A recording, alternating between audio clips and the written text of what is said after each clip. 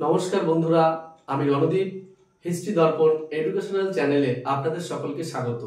আজ আমরা মূলত আলোচনা করব ছোটভাবে, যে অনেকেই জিজ্ঞেস করেছে যে দাদা, মডার্ন হিস্ট্রি অর্থাৎ আধুনিক ভারতের ইতিহাসের উপরে কি ধরনের বই পড়লে আমরা খুব সহজেই সব প্রশ্নের সঠিক উত্তর করে আসতে পারবো। তোমরা দেখতেই পারবে যে আমার চ্যানেলে পূর্ববর্তী একটা ভিডিওতে আমি এসএসসি কি ধরনের ইতিহাস সম্পর্কিত বই পড়তে হবে তার একটা ভিডিও দিয়েছি। খুব স্বল্প সংখ্যক বই সেখানে আমি উল্লেখ করেছি। তা প্রথমেই বলি যে আধুনিক ভারতের ইতিহাসের উপরে খুব বেশি বই পড়তে হয় না। 2 থেকে 3টে বই পড়লে আধুনিক ভারতের ইতিহাসটা ক্যাপচার করা যায়। আর আধুনিক ভারতের ইতিহাসটা খুবই সহজ একটা ইতিহাস। এই ধরনের ইতিহাস যদি জানতে হয় তাহলে প্রথমেই তোমাকে একটা বেসিক বই পড়তেই হবে। এটা হলো পলাশী থেকে পার্টিশন ও তারপর, শেখর বন্দ্যোপাধ্যায়ের লেখা। এই বইটা খুবই ভালো।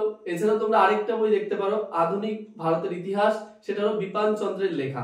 এই দুটো বই তোমরা যদি খুব ভালোভাবে খুঁটিয়ে পড়ো, আশা করি তোমরা অনেক কিছুই এখান থেকে পেয়ে যাবে।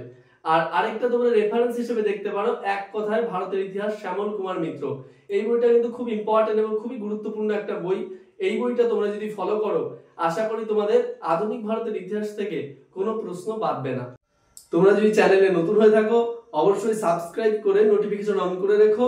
বন্ধু বান্ধবদের মাঝেও চ্যানেলটি অবশ্যই শেয়ার করে দিও এবং লাইক কমেন্ট করতে ভুলো না। ধন্যবাদ।